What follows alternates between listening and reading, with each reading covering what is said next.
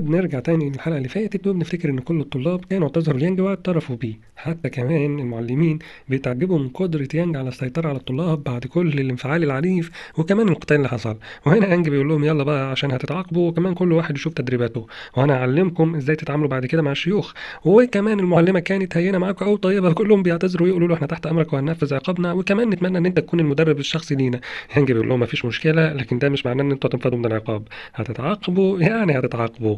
وهنا بتوصل المعلمة شوف بتقول له انا فخورة باللي انت عملته ومبسوطة منه جدا. يانج بيقول لها على فكرة انا مش مبسوط، انت المفروض تكوني اقوى من كده في التعامل مع الطلاب بتوعك، لكن انت حرفيا مدلعهم على الاخر. هنا شو بتقول له فعلا. وبتنام مشهد بينا وهم ماشيين في الغابه، وشو بتتكلم وبتقول له انا مبسوطه جدا من اللي انت عملته يا يانج، الطلاب بتوعي فعلا بعد العقاب اللي انت عملته اصبحوا مطيعين جدا وهو بيستجيبوا لكل اوامري واتطوروا كمان. بيقول لها ولا اي حاجه، انا بس حبيت اعلمهم الاصول وكمان اخليهم اقوى من الوضع اللي هم فيه علشان يعرفوا الفرق ويحترموا اللي اكبر منهم واللي اقوى منهم.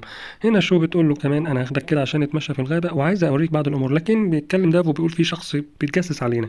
وهو بيتحرك بسرعه جدا وفجاه شو بتنادي عليه بتقول له خد بالك لا يكون شخص خطير. ويانج بيقول له انت بتعمل ايه بس اهدى، انا مش حاسس باي حاجه. وهو بيكون شاكك فيه بصراحه. هنا بتتكلم شو بتقول له اوه انت كده ايديك مجروحه، انت ايه اللي جرالك. بيتكلم دافو بيقول لها الشخص ده ما قدرتش اتعرف عليه ولا اشوفه، لكن يبدو ان ايديا اتخبطت في فرع من فروع الاشجار واتاذت. بتقول له ولا يهمك انا اعالجك. بيقول لها مش مهم، المهم اعرف مين الشخص ده واعرف مين الحرامي ده. بتقول له المهم دلوقتي ان احنا نعالجك وبعد كده نبقى نعرف الحرامي ده ونشوف موضوع بعدين. يانج بيقول لهم انا هروح كده في الغابه واشوف ايه الموضوع اللي حصل ده واعرف مين الشخص ده واوصل له. وهنا المعلمه شو بتقول له خد بالك من نفسك لان ده ممكن يكون وضع خطير. يانج بيتحرك ولكنه بيكون شاكك في اللي حصل وبيقول انا ما حسيتش باي طاقه حواليا، ومعنى كده ان ما كانش في اي حد موجود قريب لينا. لكن ليه دافع عمل كده وبيفعل فعلا تعويذه البحث وبيكتشف ان كان في شخص هنا قوي جدا وبيحاول يسحب الطاقه الروحيه من المكان. وبيقول الشخص ده اكيد من منظمه قويه وما كانش جاي لوحده عشان يحاول يعمل حاجه خطر زي دي. وبنرجع لشوف بتقول له انت عملت ايه يا يانج، قدرت تعرف الشخص ده. لكن يانج بيقول لها ببساطه انا ما قدرتش اوصل لاي معلومه بصراحه، الشخص ده يبدو ان هو كان حامي نفسه كويس. وبيقول انا مش هعرفها المعلومات اللي انا عرفتها دي غير لما اتاكد، وكمان انا شاكك في دافو ازاي اتحرك وانا ما احسش باي حاجه من اللي حصلت دي. وبيسكت يانج. هنا بتقول له المعلمه شو ولا يهمك انا اهتم بالموضوع ده وهشوف ايه اللي حصل واحاول اكشف عنه. وبيتنقل المشهد بينا وبنشوف يانج وهو واقف وبيشوف اجتماع كبير جدا للطلاب وبيستغرب هم ليه مجتمعين كده. وبنلاقي ان في طالب اسمه زان، هو بيكون ضرب طالب تاني واسمه يو. هو بيتكلم وبيقول له انت عملت ليه كده، انت ليه بتستخدم سلطه عمك وبتستقوى علينا. زين بيرد عليه بيقول له عشان انتوا مالكوش اي قيمه قدامي، انا محارب قوي وليا مكانه وكمان عمي شخص قوي هو رئيس القضاء. بيقول له بس ده مش معناه انك تستقوى علينا وكمان انك تفتكر نفسك قوي، اكيد هيجي شخص ينتقم منك وانا لو قدرت مش هسيبك. وهنا بيكون في بنت اسمها وان وبتقول له انت بتعمل ليه كده، انت فاكر نفسك مين، اكيد في شخص يجي يعاقبك، لازم شخص يعاقبك على اللي انت بتعمله ده، انت مغرور وانسان شرير واناني ولازم ما تكونش موجود معانا اصلا هنا في الطائفه. بيقول لا انا عمي هو رئيس القضاء، هو مين يقدر يطردني، انت اصلا ما حدش فيكم يقدر يقول لي كلمه واحده، فما ادراك ان في حد يقدر يطردني، انتوا مجرد حشرات وحسالة بالنسبه لي. بيتضايقوا جدا من الكلام ده وبيقولوا له انت لا يمكن تفضل معانا، لازم نشوف طريقه عشان نخلص منك. بيقول لهم يلا انا هخلص عليكم خالص وهدغدغكم واشوف مين هيقدر يتكلم او يدافع عنكم حتى. وهو بيكون يانج واقف وراه وبيقول له انت متاكد من اللي انت بتقوله ده. بيرد زان وبيقول مين اللي اتكلم وعارضني، انا عايزه يظهر نفسه.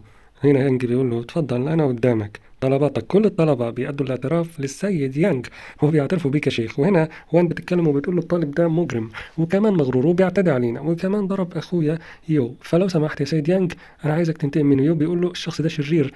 لكن هنا الشيخ يانج بيتكلم وبيقول لهم اي حد يتخطى حدوده لازم يتأدب. بيقول له بس ده عمه يبقى رئيس القضاء وممكن يأذيك يا يانج، يا سيد يانج انا اسف.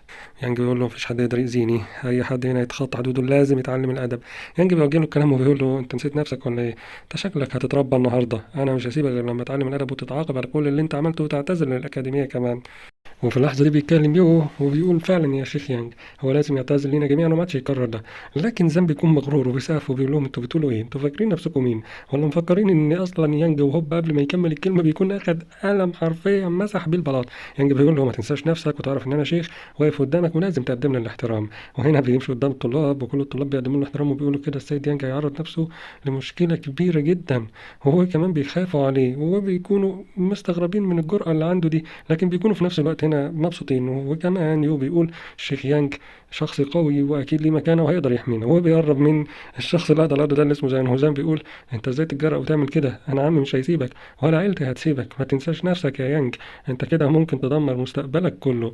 يانج ما بيستناش وبيضربه ضربه حرفيا وبيقول له ما تتكلمش معايا وانا شيخ، تقدم لي الاحترام وتعرف مكانتك قدامي، انت مجرد طالب. وهنا بيتكلم يانج مع طلابه بيقول لهم هو اذى حد فيكم تاني ولا هو بس اعتدى عليه؟ هنا كل الطلاب بيخافوا وبيسكتوا، لكن فجأة بيتكلموا وبيحاولوا يخفوا الموضوع، ما بيكونوش اصلا قادرين يتكلموا، لحد ما بيتكلم زين وبيقول ايوه كده كلكم شويه جبنه، واللي هيتكلم اصلا انا مش هسيبه في حاله واخلص عليه. بيتكلم يانج بيقول لهم ما يخافوش منه ويتكلموا، لكن برضه الطلاب بيكونوا مرعوبين وفيهم خوف، حتى لما بيبتدوا كلام بيسكتوا تاني. وده شيء بصراحه بيخلي يانج متضايق جدا. بيقولوا له احنا ما نقدرش نتكلم لان عمه هو رئيس الوضع. زين بيقول ايوه كده انتوا اصلا مالكوش قيمه قدامي، اتفرج يا يانج على اللي انت بتحميهم، دول حشرات ما يستاهلوش ان انت تحميهم اصلا. يانج بيقول انتوا صراحه سويتوا وشي، انا كنت فاكر ان انا هقدر احميكم لكن انتوا حتى مش عارفين تعترفوا عليه، الجبن اللي انتوا فيه ده. يوبي يقول لهم اللي انتوا بتعملوه ده غلط، احنا لازم ندافع عن نفسنا، هو اعتدى عليا يا سيد يانج، وانتوا ككل طلاب ازاي تكونوا بالجبن ده؟ دافعوا عن نفسكم او هتتضربوا وتتهانوا على ايده كل يوم، كفايه اللي انتوا بتعملوه ده. هنا بتتكلم كمان وانه بتقول لهم انا صراحه ما افتخرش ان انا كنت طالبه معاكم، لكن زان بيقول اللي هيتكلم قبل ما يكمل الكلمه بيكون يانج حدف الطوبه في بقه وكتمه. وهنا الطلاب بتشجع وبتتجي فعلا تتكلم وتقول فعلا ان هو زان اعتدى علينا كلنا. ويانج بيقول أنا لازم أعلم الشخص ده الأدب، أنا هخلص عليك، تاخد عقابك وتتعلم الأدب وتعرف إنك طالب زيك زي زمايلك، تعتدي على حد ترفع بس مناخيرك أنا هكسرك. وطول ما في الشيخ يانج موجود هنا في الطائفة تلزم حدودك يا حقير. هو زي ما بيتكلم وبيقول له أنا ألزم حدودي وأنا حقير؟ أنت ما تعرفش أنا عيلتي مين؟ أنا عيلتي هتخلص عليك، أنا عايزك تتكلم الكلام ده لما يكون عمي موجود. يقول له كويس أنا هستنى عمك برضه علشان اشوف هيقدر يعمل معايا ايه عمك ده. هو زان بيخاف منه جدا وبيقول له على يانج انت ما تعملش معايا اي حاجه غير لما عمي يكون موجود. يانج هنا بيكون هيهاجمه فعلا وعايز يعلمه الادب وبيكون مخنوق منه جدا، لكن فجاه بيتكلم شخص بيقول وقفوا اللي بتعملوه ده، وهو بيكون ده هو السيد وانج رئيس القضاة. بيقول ليانج انت بتعمل ايه يا يانج؟ هنا بيتكلم زان وبيقول له الشخص ده بيعتدي عليا وبيضربني وبيهني. يعني وانج بيقول له انت بتعمل ايه يا يانج؟ ازاي تقدر تضرب ابن اخويا بالطريقه دي؟ انت مش عارف ان هو ابن اخو رئيس القضاة ولا ايه؟ ولا انت نسيت نفسك يا شيخ يانج؟ انا اقدر اطبق القانون عليك الوقت واعاقبك. بيقول له كويس جدا انك تعاقبني بس مش تعرف هو عمل ايه. كل الطلاب هنا بيقولوا ان يانج وقع في مشكله كبيره جدا وهو السيد وانج مش هيسيبه، لكنهم بيحكوا له بيقولوا له ان هو اعتدى علينا، لكن زي ما بيهموش الامر ده بيقول ايوه لانكم حسالى. المفروض ان عمه هنا يتاثر باللي حصل ويشوف ان ابن اخوه غلطان، لكن هنا ما بيكونش اي رد فعل.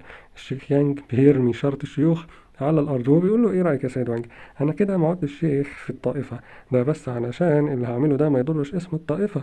ايه رايك ان انا هربي ابن اخوك الوقت؟ بيقول له يانج انت نسيت نفسك ولا ايه؟ انا رئيس الوضاء، اي حركه تعملها قدامي هحاسبك عليها، ما تخلينيش اذيك. وقبل ما يكمل كلامه بيكون حرفيا ضرب الشخص اللي اسمه زان ده ضربه مسح بيه الارض وبيكون من قمه المرض مش قادر يقوم، خلاص دغدغ جسمه حرفيا.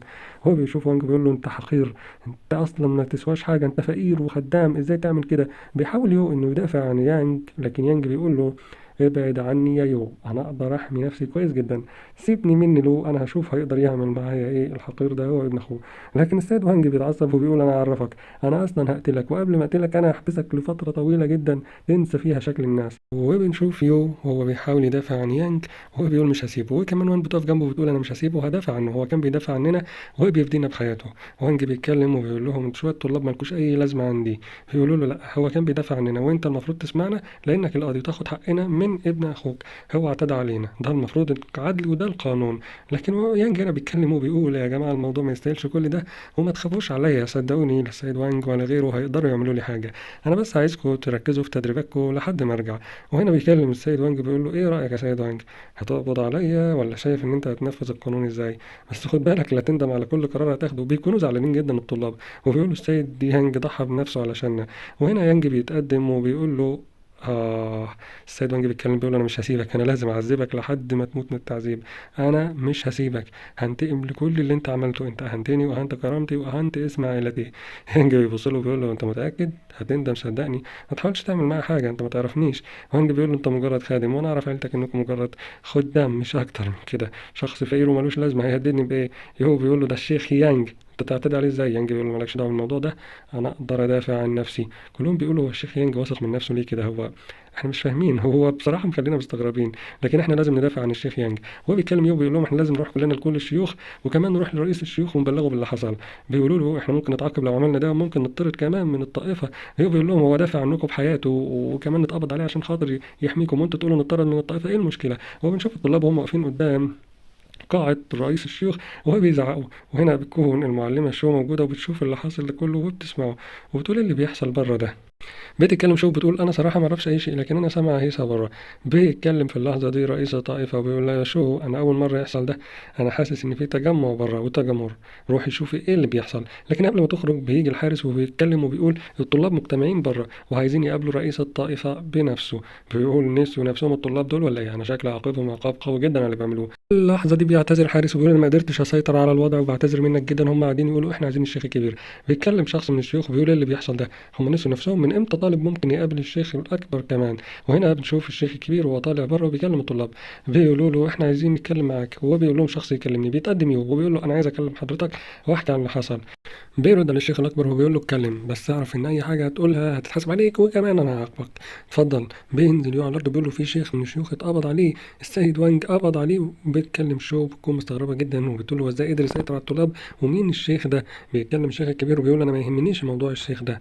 كل الطلاب بيعتذروا بيقولوا له بس ده مظلوم كان بيدافع عننا والسيد وانج أخده. بيرد الشيخ الكبير وبيقول ما يهمنيش، السيد وانج عارف القانون وبيطبقه، هو شخص موثوق جدا، مهما تقولوا عليه فانتم مجرد طلاب. هنا بيتنرفز الشيخ الكبير وبيقول لهم انا هعاقبكم على اللي انتوا بتعملوه على التنقل للسيد وانج كمان، هو مش عايز اسمع منكم اي كلام. السيد وانج ليه مكانه ومنصب كبير وشخص ذو سلطه، مش محتاج يعمل الكلام الفارغ اللي انتوا بتقولوه ده.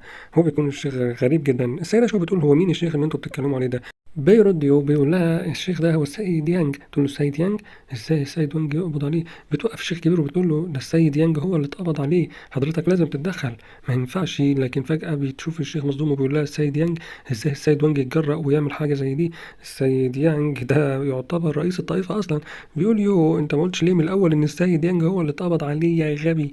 بيقول يو أنا حاولت أقول لك والله يا سعادة الشيخ الكبير لكن أنت ما ادتنيش فرصة. وهو بيروحوا كلهم بتشوفهم بيجروا بطريقة قوية جدا عشان ينقذوا يانج، وبيقولوا للطلاب خدوا بالكم لكن ما لحد ما نرجع. وهو في اللحظة دي بيكونوا الطلاب كلهم مصدومين أصلا، هم ليه كل الشيوخ مهتمين بالسيد يانج بالطريقة دي؟ ما كانوش مهتمين بالموضوع لحد ما سمعوا اسم السيد يانج هو إيه بالظبط. وبنروح هنا لمجلس القضاء، وهو بيكون السيد وانج ماسك يانج وهو حرفيا عايز يعذبه.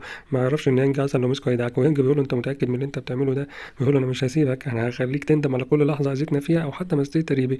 بص انا هخرطك حته حته. يكونوا هنا ماسكينه وفاكرين انهم قادرين عليه. يانج بيقول له انت متاكد من اللي انت بتعمله ده؟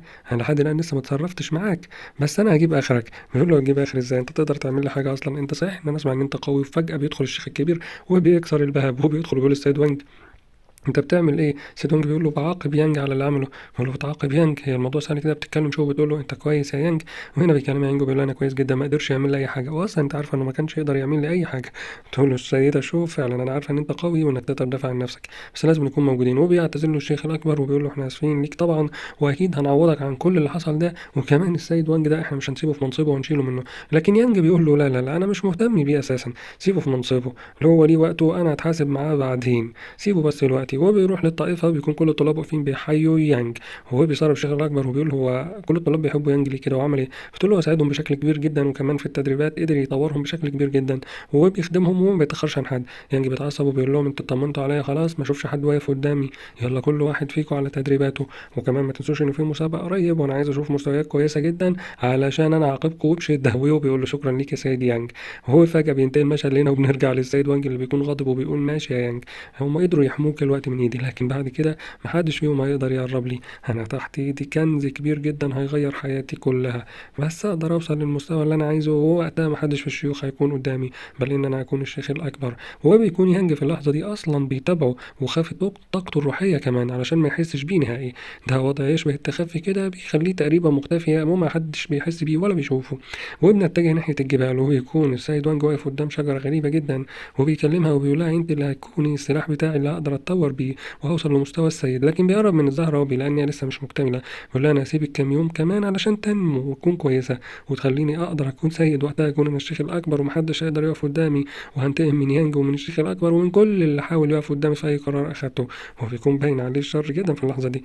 هو بيخرج وهنا بيدخل يانج، هو بيكون عامل درع علشان يخفي طاقته الروحية، وده ذكاء منه بصراحة لأنه يعتبر مخفي تماما واللي من بره مش هيحس بيه. وبيقرب من الزهرة دي وبيقول الطاقة دي كويسة جدا لكن لسه برضه ما كبرتش، بس هي كنز فعلا حقيقي زي ما قال عليها السيد وانج، وبمعنى كده ان هو انا لو اخدتها فانا هقدر اكون سيء قتالي من الدرجة الاولى، وهو كده محدش هيقدر يقف قدامي كمان. فانا اظن ان انا هحرمك من الهدية دي يا سيد وانج وهاخدها منك، فمعلش سامحني. وفعلا بياخد الشجرة كلها، وهو بيقول على الرغم ان الشجرة دي لسه ضعيفة وما اكتملتش لكنها تقدر تخدمني بشكل كبير جدا في تطوري. وهو بنشوفه هنا وهو بيكون خرج بره وبيتمشى، هو بيكون واقف في الغابة دي بالليل وبيقول مكان هادي جدا وكويس جدا علشان اقدر اسكن فيه الحباية دي. هو فعلا بيقرب منها يانج، هو بيقول لها انت هتكوني مفتاح كبير جدا ليا عشان اطور من نفسي. وهو بيبدأ يقرب منها يانج علشان يستخدمها ويسكن نفسه، لكن في اللحظة دي بتظهر حد غريب وبيقول له انت بقى اللي اسمك يانج، انا عايزاك تيجي معايا. وبنكتشف ان اللي بيتكلم مع يانج ده بيكون اصلا طفلة صغيرة. يانج بيقول لها انت بتعملي ايه هنا وازاي واقفة وبتكلميني كده؟ انا مستغربك بصراحه. بتقول له انت بتتكلم كتير صح، انت كلامك كتير قوي، تعالى معايا عشان جدي عايزك. جدي هو اللي قال لي ان انا اجي علشان اخدك وقال لي هات اللي اسمه يانج ده، مش هو انت برضه هو اللي اسمه يانج ده؟ وبيكون اسلوبها في الكلام مجنون بصراحه. تقول له بس يلا تعالى معايا علشان اخدك واوديك لجدي وما تقعدش تتكلم كتير. يانج بيقول لا اجي معاك فين، انت مجنونه ولا انت ايه اللي جايبك هنا اساسا؟ تقول له انا قلت من الاول ان انت بتتكلم كتير، مع ان جدي بيقول عليك ان انت شخص مسؤول وان انت شخص يعتمد عليه. بيقول لا شخص مين جدك ده اللي انت بتكلمين عنه؟ تقول له بطل كلام وتعالى معايا. يقول لها طيب انت عايزه توديني فين؟ بتمسك ايده وفجاه بتنطلق بسرعه كبيره جدا وبتطير. يانج بيكون مصدوم وبيقول لها دي بتقدر تطير، انت ازاي اصلا قادره تعملي كل ده؟ بتقول له ما تسكت بقى يا عم انت زهقتني يا عم اسكت بقى. بيقول لها طب ما تسيبيني انا اقدر امشي. بتقول له لا المكان اللي احنا رايحينه ما ينفعش تروح له ماشي، لازم تطير لان هو اصلا مش موجود على الارض، وكمان لو انا مش موجوده معاك فصدقني انت مش هتقدر تدخل واي حيوان هناك هيهاجمك، وفي درع كمان مش هيخليك تدخل على الجزيره. وهو بيتصدم يانج لما بيشوف الجزيره دي طائره وعليها حياه كامله، وكمان بيتصدم من ضخامتها وان هي ما كانتش ظاهره على الرغم من حجمها ده كله. بتقول له انت لسه ما شفتش حاجه، بس تعالى معايا ولسه هتتفرج على كتير يا يانج. بيقول لها وفي اكتر من كده كمان. بيدخل هنا في اللحظه دي يانج الجزيره معاها، وبنشوفهم زي الشهاب كده وبينزل على الارض، ولكن في اللحظه دي بيشوف حيوانات واشكال غريبه جدا ليهم وكلهم مليانين بالطاقه الروحيه، وبيكون مصدوم من قوه الطاقه دي. وفجاه بيظهر قدامه دب قوي جدا وهو بيكون هيهاجمه، لكن هنا بتوقفه وبتقول له بس اهدى، ده الدب بتاعي، ده الحيوان الاليف بتاعي، ما تهاجموش، ده صديقي، ما تتعورش كده يا يانج، وهنا ما تعملش اي حاجه غير لما اقول لك. وفجاه بيقف الدب قدامهم وهو بيقول لها عامله ايه ازيك يا شياء ومنتظرك بقالي فتره. بتقول له انا معايا يانج. بيشوفهم هنا في اللحظه دي والدب بيرحب بيها وبيشيلها ويحضنها. هو بيقول هو الدب ده بيتكلم ولا انا هو في يا جدعان انا بخرف ولا في ايه بالظبط؟ هو إيه اللي بيحصل هنا؟ هو انا انتوا جايبيني فين؟ وفي اللحظه دي بنشوف يانج ماشي معاهم وهو بيكون وصلوه لشخص قاعد قدام شلال وهو بيكون بيتامل، واول ما بيحس بيانج بيرحب بيه بيقول له اهلا يا يانج عامل ايه؟ انا كنت منتظرك. ويانج بيقدم التحيه، يقول انا فرحان جدا بوجودك هنا يا يانج، وانا عايزك كمان علشان خاطر انا عايز اجوزك حفيدتي دي اللي انت شايفها. يانج بيقول حفيدتك مين؟ انا انت جايبني عشان تجوزني؟ هو في يا جدعان؟ هو بيقول هو كل واحد يشوفني عايز هو في يا جدعان حرام كده؟ وبيكون يانج بقى كده شايف نفسه بقى امور وجميل وكل البنات بتتخانق عليه، لكن لما بيقول تقول بيلاقي هي اللي بتقول انت بتتكلم عني يا جدي، انا مش هتجوز حد. ويبطل هزار بقى، بيقول لها يا بنت انا عايز اطمن عليكي واشوفك مع شخص يقدر يحميكي ويكون قوي وكمان يعني ما تسيبنيش من كل ده، حرام عليكي بقى زهقتني. يانج بيقول هم مجانين ولا انا جيت فين بالظبط؟ المهم خلينا نشوف اخرهم. بتقول له انت كل شويه تقول لي انا اموت وانا اموت وانا هترك وانا هسيبك، وهو ما بيقولكش حاجه، ما انت قاعد معايا اهو. بيضربها على دماغها وبيقول لها بصي احترميني قدام الناس عشان ما يقلش منك، فاهمه؟ تقول له انا همشي واروح العب مع الدوب بتاعي ومش عايز اقعد معاكم اساسا، انتوا اتنين شكلكم مجانين زي بعض. بيقول له ما تقلقش يا يانج وما تتهورش وما تزعلش بس من اللي بتعمله، ده اصلا مش جسد، ده الحقيقي. هي بتحب بس تكون في جسد طفله، لكن هي بنت جميله جدا وشاب قويه. يانج بيقول له بس انا اعتذر ليك انا ما اعرفكش، ولو كنت جايبني المسافه دي كلها علشان خاطر موضوع جواز او الكلام ده فده امر انا مش بفكر فيه حاليا. بيقول له بس انت ما تتسرعش، هو انت لسه متسرع زي ما انت كده؟ مش ناوي تعقل شويه يا يانج؟ يانج بيقول له انت بتقول ايه؟ انت عرفت منين؟ انت يعني ايه متسرع؟ ده كان طبيعي زي ما بيقول له 80 الف سنه يا يانج، ولا تحب اقول لك الامبراطور النجم العظيم كمان؟ ايه فاكرني ما اعرفكش يا يانج وما اعرفش انت مين؟ يانج بيتصدم وبيقول انت تعرف الاسرار دي ازاي؟ انت مين؟ كلمني قول لي انت مين وازاي قدرت توصل لحاجه ما حدش يعرفها؟ انت ازاي قدرت توصل لكل ده؟ بيكلمه بيقول له بس ما تقلقش مني انا شخص طيب، وهو بيقول له انا الامبراطور تيان. وفي اللحظه دي يانج بيقول له انا ما اعرفش ان حضرتك، وبيقدم ليه الاحترام. بيقول له انا من زمان ما شفتكش يا يانج. بيقول له انا كنت ما اعرفش عن حضرتك حاجه، حضرتك اختفيت من فتره طويله جدا وانا ما اعرفش اي شيء، فاعذرني لو انا تعديت حدودي معاك يا امبراطور. بيقول له انا ما عدتش امبراطور خلاص. يقول له انت مثلي الاعلى ومعلمي وسيدي، وعمري ما اتخطى حدودي ايامك قدامك يا سياده الامبراطور. انا مهما تقدم بيا الزمن لازم اعرف حدودي قدام سيدي ومعلمي اللي كان مثلي الاعلى. بيقول له الامور اتغيرت يا يانج، وما عادش بقى لا امبراطور ولا غيره. بيقول له انت هتفضل دايما امبراطور واقوى شخص، وكنت بتمنى اكون زيك في يوم من الايام. هنا بيتكلم الشخص ده وبيقول له انا ما عدتش قوي يا يانج، انا محتاجك علشان حاجه معينه. بص اللي هيحصل، وبيكشف لنا جسمه وبنكتشف انه مجرد هيكل عظمي واقف ومفيش جسم اساسا. بيقول له انا بتاكل حرفيا يا يانج. يانج بيصدم وبيقول له ايه اللي بيحصل لك ده؟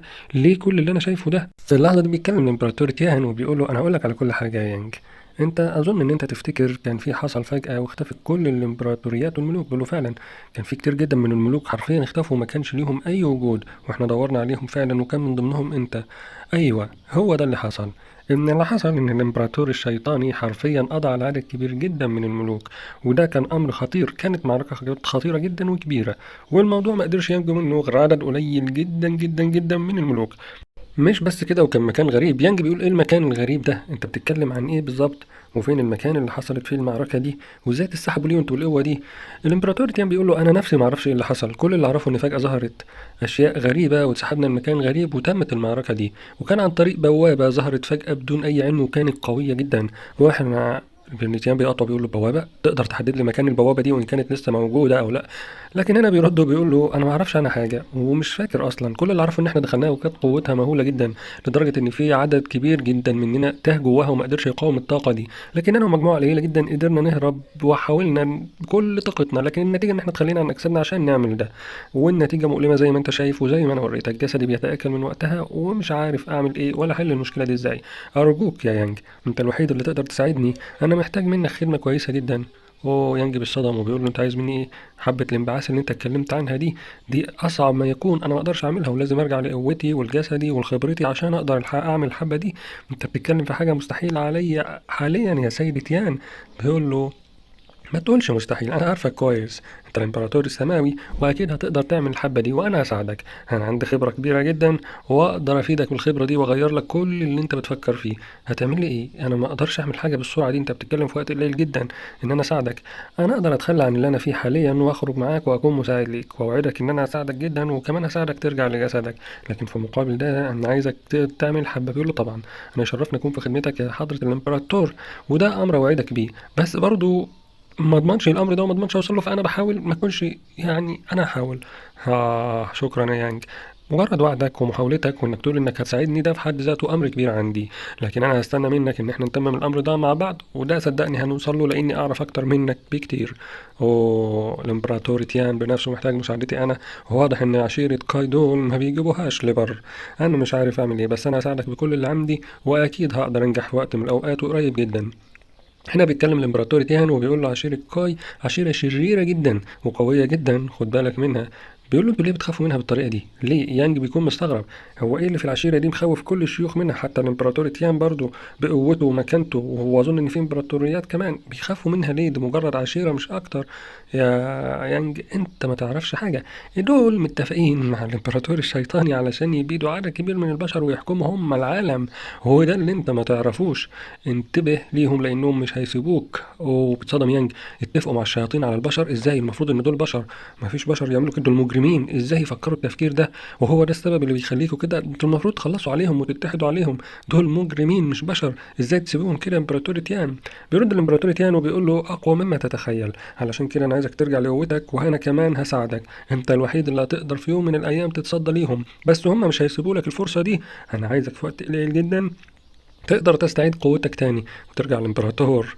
بيقول له فعلا انا لازم اعمل ده، اوعدك ان انا هعمل ده في اقرب وقت، وما تقلقش يا سيدي تيان، انا مش هسيب لهم فرصه. بيكلم السيد تيان وبيقول انا واثق فيك وما اخترتكش غير وانا عارف ان انت تقدر تعمل ده يا يانج، انت شخص قوي وطموح وخير وفيك كل الصفات اللي تستحق يكون بها امبراطور العالم، وبحييك. بيرد يانج وبيقول شكرا على الثقة دي يا سيد تيان، لكن السيد تيان بيتكلم وبيقول الحاجة الوحيدة اللي أقدر أعملها إن أساعدك على بناء إمبراطورية قوية جدا تقدر تقف قدام مخطط الإمبراطور الشيطاني مع عشيرة كاي. هو ده الحاجة الوحيدة اللي تقدر توقفهم عند حدهم. لازم نوصل لقوة وإمبراطورية قوية جدا. لكن بيقطع يانجو بيقول له بس أنت وجودك هنا خطر عليك، أنت إزاي هتقدر تكون ده وأنت جسمك أصلا ضعيف؟ بيرد الإمبراطور تيان بيقول له ما تقلقش، أنا في وقت قليل هساعدك وهنحاول نوصل لهدفنا، وما تقلقش عليا، أنا أقدر أتخلى عن الجسد ده وآخد جسد تاني. يانج بيرد وبيقول أنا فضلت تقريبا 80 ألف سنة لحد ما قدرت أرجع للجسد اللي أنا فيه حاليا. بيقول له ما تقلقش يا يان، أنا السيد تيان، ما تنساش أنا مين برضو، أنا الإمبراطور تيان، أنا هساعدك ترجع لقوتك ولجسدك. بيشك يانج وبيقول هو معقول كان شايفني وأنا باخد كمان موضوع الشجرة اللي كنت أخدتها من الجدع ده؟ معقول؟ بيقول له أنت بتفكر إن أنا شايفك وأنت بتاخد الشجرة علشان تبقى سيد قتالي؟ بصراحة أنا كنت شايفك بس مش مراقبة ولا حاجة، لكن الثمرة اللي في الشجرة لسه ضعيفة وما تقدرش توصلك اللي أنت عايزه كمان. لكن أنا هقول لك حاجة، بعد شوية هيكون في 3 مسابقات، ال3 مسابقات دول هيكون فيهم هدايا قيمة جدا، لازم تفوز في ال3 مسابقات وتاخد الهدايا دي لأنها تفيدك جدا في صقلك وعن طريقها هتساعدك. أنت شخص مهول. هنا السيد تيان بيكمل وبيقول له هيساعدوك توصل لسيد القتال، خد بالك من اللي أنت بتعمله، لو قدرت تعمل ده هتكون سيد القتال على مستوى العالم كله. وفجأة بتترمي حفيدته على الأرض قدامهم وبتقطع كلامه وبيجري عليها الإمبراطور تيانو بيقول ايه اللي جرالك تاني، ويانج بيسأل بيقول في ايه اللي حصل لها ده، ليه اغمى عليها مرة واحدة؟ بيتكلم الإمبراطور تيانو بيقول له هي فجأة جسمها بيبرد وبتقع على الأرض وبيغمى عليها، وده أمر كان معتاد لكن بقى لها فترة كبيرة جدا ما حصل لهاش ده. الغريب إن الموضوع ده رجع يحصل تاني، لكن ده العلاج بتاعها. بيتدخل يانج بيقول أنا هكشف على جسمها وأشوف ايه اللي فيه، أنا حاسس ببرودة كبيرة جدا، وبيمرر طاقته ليها علشان يتخلل جسمها ويعرف ايه السبب في البرودة دي، لكن فجأة بيحس بكيان مهول جدا جواها. بيتخض وبيقول للسيد تيان ايه اللي جواها ده، دي مش بشرية، انت ازاي تقول ان دي حفيدتك؟ انت كده كشفت الامر يا تيان، هي فعلا انا لقيتها هنا في الجزيرة وهي اللي سيطرت على الجزيرة دي مش انا لقيتها بتحارب الوحوش من صغرها وعندها قدرات مهولة جدا، لكن جسمها زي ما انت شايف بيبرد فجأة وتخسر طاقتها وتدخل في الغيبوبة اللي انت شايفها دي. ما اعرفش ايه السبب وما قدرتش اعالجها بصراحه لان جسمي ضعيف. يانج بيقول انت الامبراطور تيان تقدر تعالجها بسهوله جدا.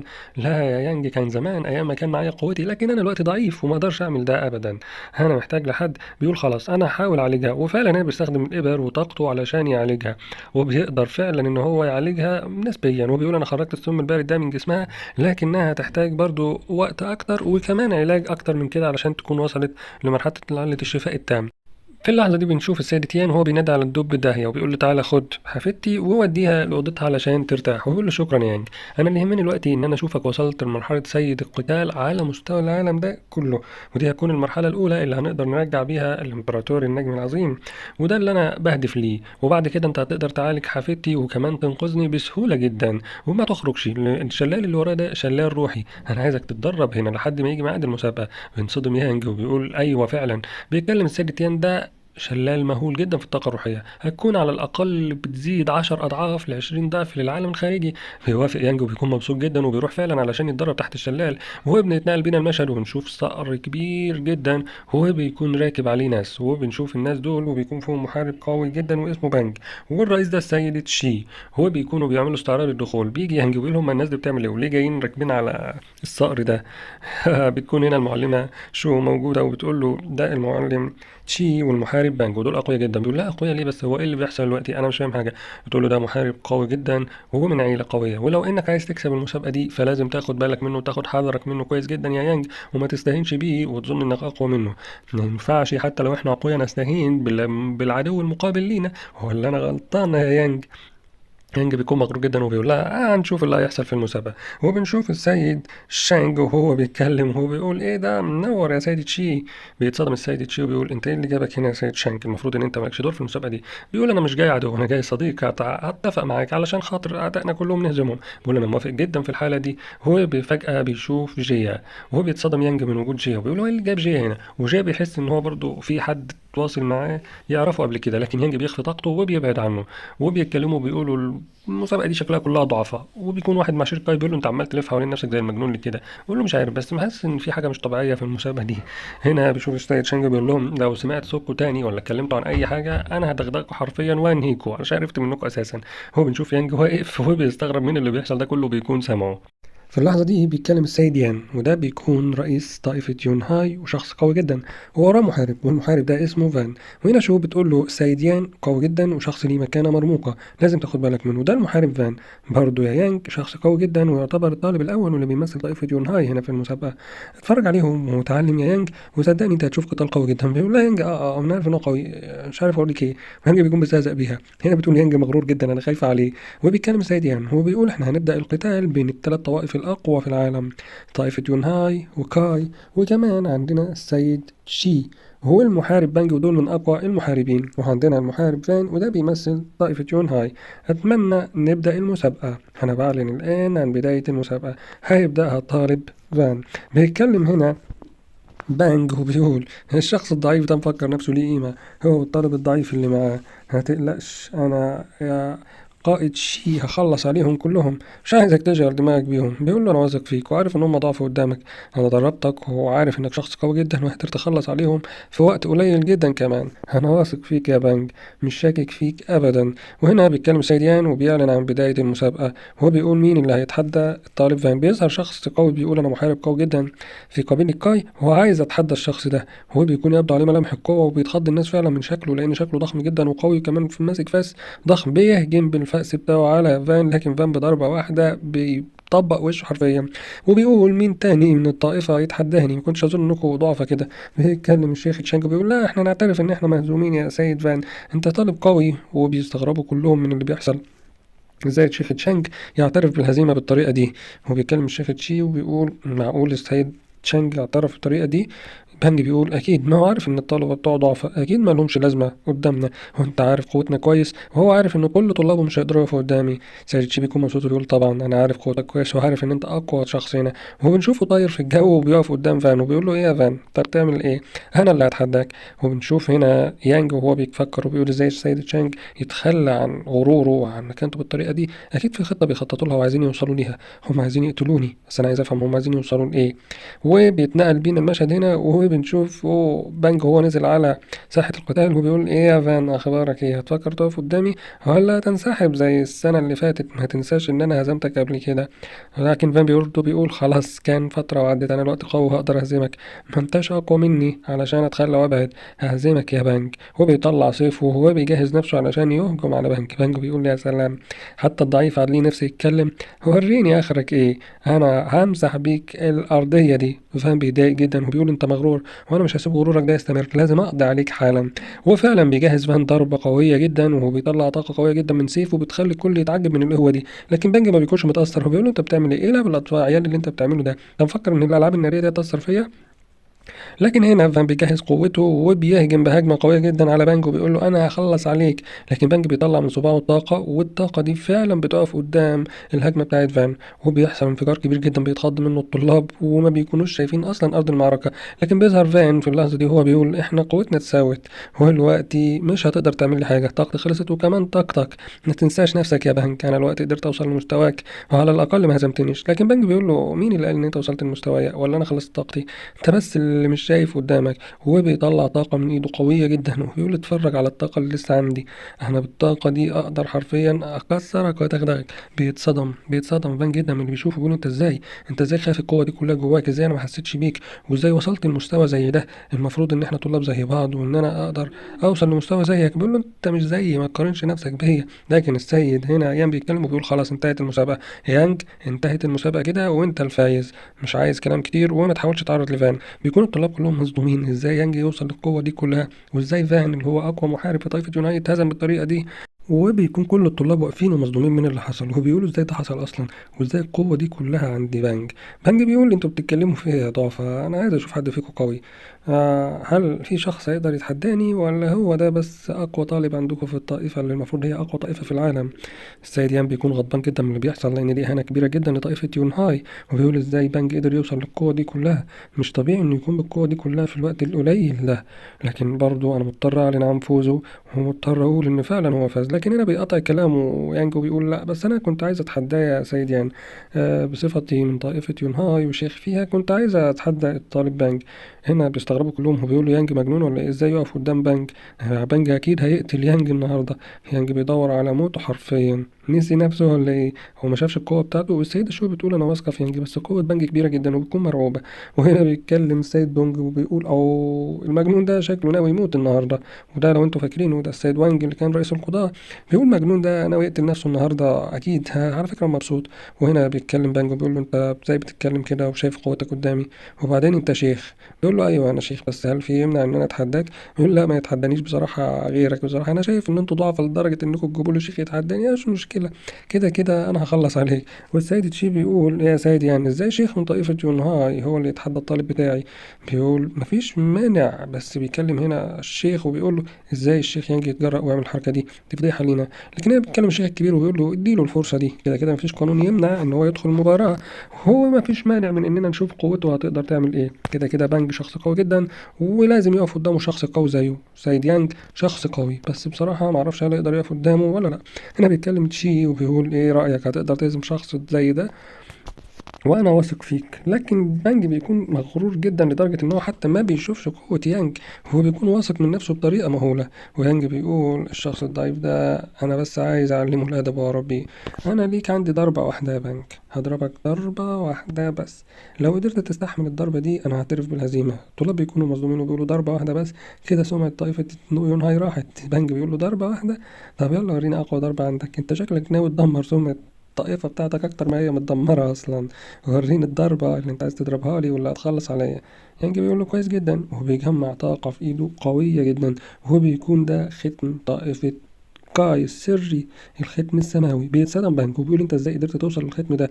وهنا الشيخ تشانج بيقول انت ازاي قدرت توصل لختم ده ختم طائفة كاي، ده الختم السماوي، انت ازاي قدرت توصل له؟ ازاي تقدر للختم السري بتاعنا؟ وبيدمج يانج في اللحظة دي القوتين، علشان هو بيتصدم. السيد شانج بيقول هو هيدمج كمان القوتين؟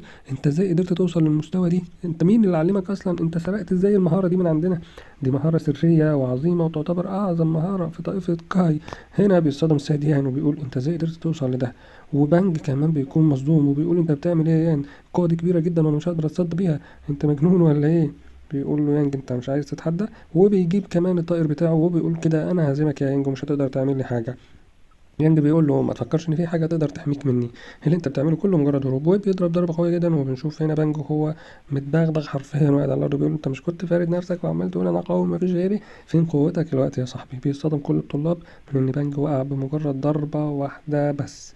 وهو بينتهي هنا القتال. وهنا بيتكلم السيد بانجو بيقول انا لو كنت اتحديت يانج فعلا او حاولت اذيه او اعمل في اي حاجه كان قتلني، هو ازاي سابني اعمل كده؟ السيد تشانج بيقول انت ازاي تستخدم ختم عشيرة كاي؟ انت يا بني ادم. هنا بيدخل خادم وبيقول سيد يانج استخدم الختم السري لعشيرة كاي، ده الختم السماوي، وده معناه ان هو بقى خطر جدا وقدر يوصل لتقنيات تخص وسرية كمان في العشيرة بتاعتنا. دي حاجة تخصنا احنا بس، احنا لازم نتخلص منه ونقتله.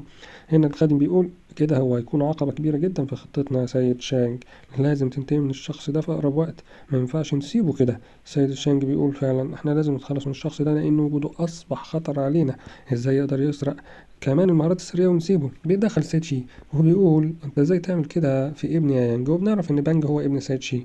سيد يانج هنا بيتكلم وبيقول انت زيت ابن جدا يا يانج، ازاي تعمل فيه كده؟ بيكون هنا مغمى عليه حرفيا وما بيتحركش.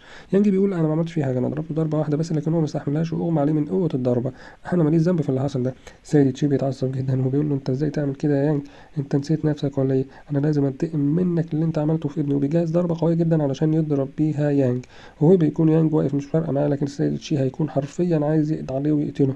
هو بيقول له انا مش هسيبك غير لما يكون جثه هامده في المكان ده، مش هسيبك يا يانج، انا هقضي عليك. يانج بيقول انت ليه عايز تعمل ده كله؟ ابنك بس مغمى عليه من قوه الضربه، هو كان ضعيف وما استحملهاش، ويانج بيقدر يسد ضربته حرفيا بايد واحده بس. وهنا بيتدخل السيد يانج وبيقول له يا سيد الشي المعركة انتهت وابنك انهزم، اتمنى تاخد ابنك وتمشي والا انا كده هرفع الامر بتاعك وممكن تتفصل من منصبك. احنا عندنا حدود ودي كانت مسابقة وابنك عندك تقدر تاخده وتعالجه براحتك. بيصطدم السيد تشي وبيقلق وبيقول ماشي، لكن انا في يوم من الايام هقدر اقتلك يا يانج وانتقم منك. وبياخد فعلا بانج وبيمشي. وبيتنقل بينا المشهد بعد ده وهو بنشوف السيد يان وهو فرحان جدا وهو بيقول انا في اللحظه دي هعلن فوز طائفه يونهاي.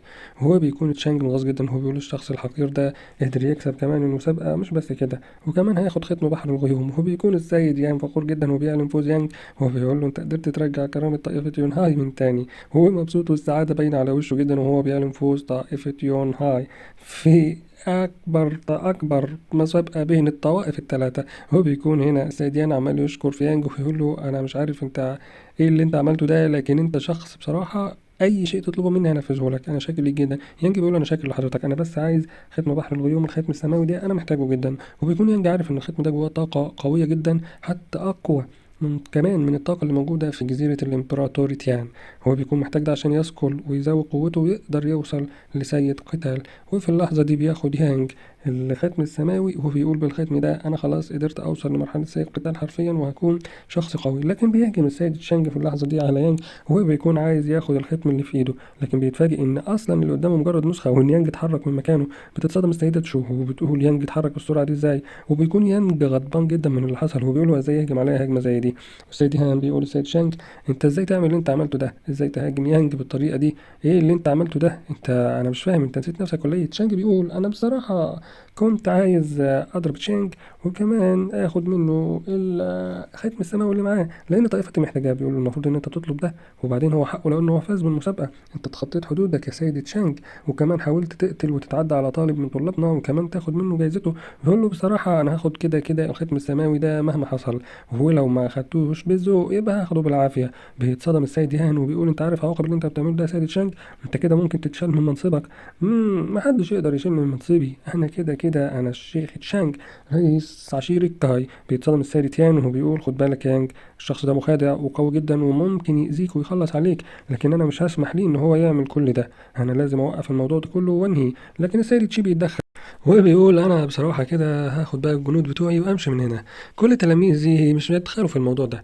لكن السيد يان بيتضايق وبيقول له المفروض ان انت تكون معانا وتقف معانا. بيقول بصراحه لا انا مش هتدخل، خلي الطالب يانج بتاعك ده يحميكم، كفايه اللي انتوا عملتوه في ابني واقوى طالب عني. بيتكلم السيد تشانج في اللحظه دي بيقول له ايه انت هتمشي وتسيبني بالسهوله دي، مش هتنفذ الاتفاق اللي كان بينا ولا ايه، ولا ايه يا سيد تشي؟ هنا في اللحظه دي بيتكلم السيد تشي بيقول ماليش دعوه مش هتدخل. وبيتكلم السيد تشانج وبيقول بصراحه الطلاب بتوعك دول انا محتاجهم. بيصطدم يان وبيقول يعني ايه الطلاب بتوعنا مش فاهم، وبيقلع الطلاب هدومهم وبنكتشف ان هم هنا كانوا جواسيس اصلا من عشيره كاي من الاول، وكانوا عملوا نفسهم طلاب وجم علشان خاطر يدرسوا في عشيره يون هاي. هو بيرفعوا سيوفهم وبيقولوا احنا تحت امرك يا سيد تشانج. بيضحك تشانج جدا وبيقول انا خدعتكم وبعت طلاب من عندي علشان خاطر يكونوا طلاب في العشيره بتاعتكم، وسبتهم يدخلوا ببساطه جدا ويكونوا عندكم طلاب ويتعلموا كمان مهاراتكم علشان وقت ما احاربكم بنفس اسلوبكم وبنفس طريقتكم واقدر اهزمكم بكل سهوله. صراحة دي خطة ذكية. بيصطدم السيد تشي وبيقول ايه اللي انت بتعمله ده يا سيد تشانج؟ بيقول له لا ما تقلقش ما تخافش انت كمان عندك طلاب جواسيس عندي. هنا بيكلم السيد يان وبيقول يا يانج انت دلوقتي لازم تهرب لان دي هتكون معركة قوية جدا بين الشيوخ وانا خايف عليك، وكمان انت معاك كنز قوي جدا لما ترفع قوتك تقدر تحاربهم، لكن دلوقتي لازم تهرب. بيتكلم شخص وبيقول يانج بيهرب احنا لازم نتابعه. في اللحظة دي بيتكلم الشيخ تشانج وبيقول تابعوه وانا عايزكم ما تسيبوش غير لما تقتلوه. فعلا بيجروا يا يانج. وبيتكلم السيد يان وبيقول اللي انت بتعمله ده غلط كبير جدا وهيسبب حرب بين العشائر. هنا بيتدخل السيد يانج كمان السيد وانج وبيقول انا هروح احمي يانج، لكن في اللحظه دي بيقول في سره انا هقتل السيد يانج في اللحظه. وبتتدخل شو بتقول وانج كده ناوي يقتل يانج لازم نروح علشان نحميه. وبيقول لها دافو ده حقيقه لازم نروح ويحمي يانج. وبنشوف يانج وهو بيجري وبيقول هم لو كانوا ادوني فرصه بس علشان اسكل الكنز اللي معايا ده انا كان زماني دلوقتي قدرت اخلص عليهم كلهم، انا كل اللي انا محتاجه مكان. وفجاه بتفاجئه السيده تشو هو بيقول لها انت ازاي قدرت توصلي لي؟ بتقول له ما تقلقش انا وصلت لك لان انا اقدر احفظ الغابه دي كلها واقدر اعرف كل مكان فيها، وكمان تتبعت طاقتك لان عارفاها كويس، فلو سمحت انت لازم تستخبى حالا واخدك لمكان ما حدش يعرفه. فعلا بتاخده من ايده وتوديه لمكان ما حدش يعرفه. وبنشوفهم قاعدين جوه كهف وبتتكلم السيده تشو وبتقول احنا هنا في امان لحد ما تنتهي المعركه ونشوف هنقدر نتخلص ازاي من الموقف اللي احنا فيه ده. بيتكلم دافو وبيقول فعلا احنا لازم نتخلص من الموقف اللي احنا فيه ده ولازم كمان نساعد يانج. بتقول له فعلا لازم نساعد يانج انا خايفه بس على الشيوخ وعلى المعركه يتاذى فيها حد ويكون النتيجه مؤسفه للغايه. بيتكلم يانج وبيقول انا بس كل اللي محتاجه شويه وقت اقدر اثقل ختم بحر الغيوم، الختم السماوي ده قوي. لكن دافو بيقول له انت مش هتلحق تعمل ده، انا محتاج ان انا اخد منك الختم ده واحميه بنفسي، فلو سمحت اديني الختم ده يا سيد يانج وصدقني هحميه. هنا بتتكلم السيده تشو بتقول ايه رايك يا يانج؟ بيقول لها يانج لا انا هفضل محتفظ بالختم ده وهيكون معايا، وكمان انا وديته للسيد دافو فهم هيتابعوه هو وكمان هيبقى المعركه كلها عليه وهيحاولوا يقتلوه، فانا مرضاش ان انا اذيه او اعمل فيه كده. لكن بصراحه انا اللي محتاجه حاليا هو إني أثقل قوة الختم السماوي ده. بيتكلم دافو وبيقول أنت شخص ذكي يا يانج، ممكن تعمل ده، وأظن إن أنت في اللحظة دي لما نزود طاقتنا أكيد هنقدر نقف قدامهم. وهنا بيقعد يانج فعلا علشان يثقل قوته، والسيدة تشو بتقول له أنت بتعمل إيه يا يانج، الموقف كده خطر. بيقول لها ما تقلقيش، أنا مجرد ما أكون قدرت أثقل الختم السماوي ده هتكون قوتي اتغيرت تماما وهقدر أقف قدامهم. وبتقعد جنبه فعلا تشو علشان تثقل قوتها، لكن بنشوف تعويذة مرسومة على إيد السيد دافو بيوجهها ناحية يانج علشان يقدر يسحب الطاقة اللي جواه وكمان يقفل ويختم قوته كلها. لكن يانج بيكون منتبه ليه وبيمسك ايده وبيقول له انا من الاول وانا شاكك فيك، هو عارف ان انت جاسوس، هو عارف انت عايز تعمل ايه، وبيضربه ضربة حرفيا بيدمر طاقته كلها. والسيدة تشوب صدم وبتقول انت كنت خاين، انت من الاول ده جاسوس، وكل السنين اللي قضيناها مع بعض دي معلمين وزمايل، وانت في الاصل جاسوس. بيقول لها ايوه انا من عشيرة كاي. انت كشفتني ازاي يا يانج؟ بيقول له ببساطة لما كنت معاك في الغابة ولقيتك بتقول ان في شخص بيراقبنا ورحت وعورت نفسك وجيت، ما كانش في اي طاقة حوالينا، وانا دورت بنفسي على نطاق كبير جدا وما لقيتش اي حد. فهمت وقتها انك بتعمل لعبة معينة عشان تلغي تفكيرنا عن امر معين. صحيح ان انا ما كشفتكش، بيقول وقدرت تكشفني بالسهولة دي، انت شخص ذكي، لكن برضو اللي انت بتعمله مش هيفيدك. بيقول مش هيفيدني ازاي بس، انا هخلص عليك هنا وهسكن الختم وكمان هخلص على اي حد يتقرب لنا. سيدة شو بتقول هو انتوا بتخططوا لايه، وازاي ترصوا الجواسيس دول كلهم في وسطنا وكمان انت تطلع جاسوس؟ قول لي انتوا عايزين ايه مننا؟ انت يا دافو ممكن اعفو عنك لو انك فكرت تقول لنا. بيقول لا بصراحة انا مش هخون عشيرتي، ولا هتقدروا توصلوا لاي حاجة. وما تتعبيش نفسك يا تشو، السيد تشانج هيعمل ختم سماوي قوي جدا ومصفوفة قوية جدا هيقدر بيها انه يمتص طاقة الثلاث طوائف الكبرى وكمان كل طوائف العالم، وهيخضعكم ليه وهيخليكم تحت سيطرته كاملة، ومش هيكون لكم اي طاقة او قوة تقدروا بيها تقفوا قدامه. بتتصدم شو بتقول يعني ايه تسحبوا الطاقة بتاعتنا؟ انت مجنون، مصفوفة زي دي ممكن تدمرنا كلنا. بيقول مش مشكلة دمركم، لكن المهم ان طائفة كاي تكون هي اكبر طائفة واقوى عشيرة موجودة. وفي اللحظة دي بتقتلوا تشو. وهو بنشوف السيد تشي وهو واقف في أرض المعركة وبيقول ايه اللي انت عملته ده يا تشانج، انت حطيت خونة وجواسيس عندي. بيقول ما تقلقش، كده كده ما تقلقش، انت هتكون برضو تابع ليا، هو في الحالة دي هتكونوا كلكم تابعين ومش هيكون في جواسيس ولا حاجة. انت زعلان ليه بس؟ وبعدين ده انا شخص ذكي وبستخدم ذكائي وعايز اكون الاقوى واسيطر على الوضع اللي انتوا فيه ده، لان وضعكم بصراحة مؤسف جدا، انتوا ضعفاء واهنتوا الطوائف. وبيقول لهم انا اوريكم كمان رئيسي. وفي اللحظة دي بيخرج تابوت وبيقولوا له ايه رئيسك في تابوت ولا ايه ده؟ بيخرج شخص منه وهو بيكون الشخص ده اسمه السيد روشا. السيد روشا ده هو رئيس عشيرة كاي. بيتصدم يعني وبيقول انت ازاي مكتف السيد روشا كده وليه حاطه في تابوت وايه الوضع اللي انت عامله ده؟ بيقول لهم بصراحه ده الدميه بتاعتي انا خلصت على السيد روشا من زمان، هو بتحكم في جسمه عن طريق تعويذ انا عاملها، ده مجرد دميه فيه دلوقتي ملوش اي لازمه. وبنكتشف في اللحظه دي ان السيد روشا موجود فعلا وبيفتح عينيه وبيقول لهم انا ايه اللي جابني هنا؟ الحقير اللي جنبي ده من كام سنه قدر ان هو يسيطر عليا ويسيطر على جسمي ويخليني اخد قرارات غبيه، فعلا قدرت اسيطر عليك، ما انت كنت ضعيف، اعمل ليك ايه بس؟ وبعدين المفروض تشكرني لان خليت طائفه كاي هي اقوى طائفه. بيقول لهم انا مش حاسس بقوتي وهو مسيطر عليا بتعويذ، انا اقدر نفسي اساعدكم لكن خدوا بالكم ان هو اللي هيتحكم في جسمي وفي طاقتي كامله، وانا طاقتي كبيره جدا، هو خدعني عشان يقدر يعمل ده، لولا كده كنت خلصت عليه. وفي اللحظه دي بيفعل تعويذه وبنشوف السيد روشا هنا فقد السيطرة على نفسه وبدأ يخرج طاقته علشان يقاتل، لكن طاقته بتكون قوية جدا وبيتخض السيد هيان وبيقول يا جماعة الطاقة دي قوية جدا، بل إن السيد روشا احنا عارفين إن هو شخص قوي وإحنا مجموعين ما نقدرش نقف قدامه، لكن لازم نعمل خطة علشان نهزمه. بيكلم السيد تشي وهو بيقول له إيه رأيك لازم نساعد بعض. بيقول له فعلا انا هحارب الحقير اللي اسمه تشانج وانت حاول تعطل السيد روشا ويا ريت تقدر تخلصه من التعويذ. وبنشوف معركة قوية جدا بتحصل وهو بيتنقل هنا المشهد بينا للكهف اللي كان فيه تشانج وهو بيشوفه بيتكلم وهو بيقول انا دلوقتي لازم اثقل الختم السماوي اللي معايا ده علشان اقدر ازيد قوتي واقدر احاربهم. لكن تشو بيكون خايف عليه وبتقول له الاشخاص دول اقوياء جدا وكمان غدارين. بيقول لها ما تقلقيش، مجرد ما اثقل الختم ده انا قوتي هتزيد بشكل كبير جدا وهقدر اقف قدامهم. الختم ده قوي جدا يا سيدة شو وهيقدر يغير طاقتي لسيء قتال في وقت بسيط جدا، فما تقلقيش. هنا السيدة شو برضو بتكون خايفة عليه، لكنهم بيسمعوا الصوت من بره الكهف وبيخرجوا يلاقوا ان طلاب عشيرة كاي وصلوا بالفعل وبيقولوا لهم ايه هاتوا لنا يلا الختم السماوي ده لو كنتوا عايزين تحافظوا على حياتكم. ولا انت شايف ايه يا يانج؟ هات الختم السماوي وممكن وقتها نسيبك عايش. سيدة شو بتقول لهم انتوا عايزين تسرقوا ليه الختم السماوي؟ مالكوش دعوه بيه. ووصلتوا ازاي؟ بيتكلم وانج في اللحظه دي بيقول انا اللي وصلتهم لهنا يا سيدة شو علشان بصراحه انا عايز اتخلص من يانج ده لانه حقير وملوش لازمه. بتقول له انت كمان طلعت خاين يا سيد وانج، ده انا كنت بثق فيك، انت كنت رئيس القضاء والمسؤول عن تحقيق القانون في الطائفه، ازاي تكون كده؟ طلعت انت كمان خاين. بصراحة انتوا أشخاص ضعفاء ومالكوش قيمة، وأنا شوية وهوصل كمان لسيد قتال وعايز أكون أنا رئيس الطائفة، وشيوخ مين اللي هيساعدوكي؟ هنا بيتكلم يانجو بيقول ما تقلقش أنت مش هتوصل لأي حاجة لأن أنا هخلص عليك، الخونة اللي زيك لازم يكون مصيرهم حاجة واحدة بس وهي الموت. بيقول بس ما تتكلمش كتير أنا هوريك طاقتي وههجم عليك الوقت وأخلص عليك يا يانج. وهو بيقول له أنا بضربة واحدة بس هقدر أخلص عليك، مش بعد سنين التدريب دي كلها يجي طفل زيك ملوش أي قيمة ويقف قدامي. لكن في اللحظة دي بنشوف السيد وانج بيبان عليه تعبير الخوف وبيكون بيتعرض لضربة قوية جدا بعد ما حس بطاقة كبيرة جدا جنبه. هو بيلاقوا في اللحظة دي إن حفيدة الإمبراطور تيان شياو بتكون واقفة وبتقول اللي هيقرب من يانج أنا هخلص عليه. وبيكون الطلاب كلهم خايفين من قوتها دي وبيقولوا الطالبة دي عندها قوة روحانية مهولة. هي دي مين؟ بيفكروها طالبة في عشيرة يونهاي لكنها بتكون هي زي ما قلت شياو وحفيدة الإمبراطور تيان. هو بتقول أنا اللي هيقرب من يانج برضه هخلص عليه، لكن يانج بيكون قلقان عليها. هو بيقول لها انت بتعملي ايه؟ بيتكلم جاي وبيقول انا هخلص على البنت دي، ما تقلقوش سيبوها لي وانتوا خلصوا على يانج، انا النهارده لازم اخلص من يانج. وهنا بتقول كويس جدا طب يلا نشوف طاقتك. يانج بيخاف عليها بصراحه لكنها بتقول له ما تقلقش يا يانج انا قويه جدا واقدر اواجهك انت كمان، عايزك تثق فيا بس. وبتهجم فعلا على جيا وبتكون هجمتها قويه جدا لكن بنكتشف ان طاقتهم متساويه في اللحظه دي ومحدش فيهم بيقدر يهزم التاني.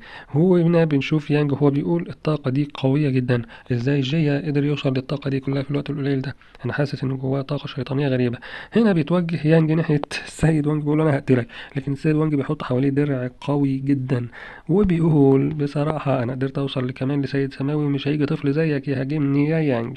أنت مش هتقدر تتخطى درعي ده مهما حاولت ومش هتقدر تقتلني حتى لو قدرت تقتل كل الطلاب دول، انا هفضل حامي نفسي وهبعد عنك ومش هتقدر تتخطى دراعي. يانج بيقول له انت ما تعرفش مين اللي سرق الشجره بتاعتك اللي انت كنت المفروض تاكل الفاكهه بتاعتها وتحول لسيد قتال؟ بيقول مين؟ بيقول له انا ببساطه ايه رايك؟ هو انا اللي استخدمتها وانا اللي صقلت قوتها كمان، انت اللي ضيعت عليا الفرصه دي. وبيتعصب في اللحظه دي سيد وانج وبيقول له انا اللي ضيعت عليك الفرصه دي، هتعمل ايه يعني؟ خليك قاعد جوه الدرع بتاعك وانا كده كده مش هقدر امسك. لكن عصبيته بتخليه في اللحظه دي يكشف نفسه ويكشف طاقته قدام يانج. ويانج بيكون بصراحه هدفه هو ده وبيستغل اللحظه دي وبيضربه ضربه حرفيا بيقضي عليه. وفي اللحظه دي بنشوف السيد وانج وهو خلاص اتقتل على ايد يانج ويانج بيقول له انت حقير وغبي وتستاهل اللي جرالك. لكن السيد شو بيكون في وضع ضعيف جدا قدام العدد الكبير لكن بيتدخل الامبراطور كهن وبيقول انا لازم يكون لي دور في المعركه دي، تعالي معايا شو. وبياخدها وبيدخل الكهف وبيقول لي يانج تعالى يانج ورايا وبطل قتال، انا محتاجك علشان نخلص امر ما ولازم تدخل الختم السماوي ده وبعدها نخرج لهم. يانج بيقول دخول الامبراطور تيان قوي جدا وهو ساعدني كتير. وهنا بيتكلم الامبراطور تيان وبيقول احنا هنا موجودين لازم نستغل فرصه وجودنا هنا ونعمل حاجه كويسه. بيقول لي شيا وانا فخور جدا بيكي ومبسوط من اللي انت عملتيه وبيعمل حاجز على الباب. وفي اللحظه دي بنشوفهم بره وبيحاولوا يكسروا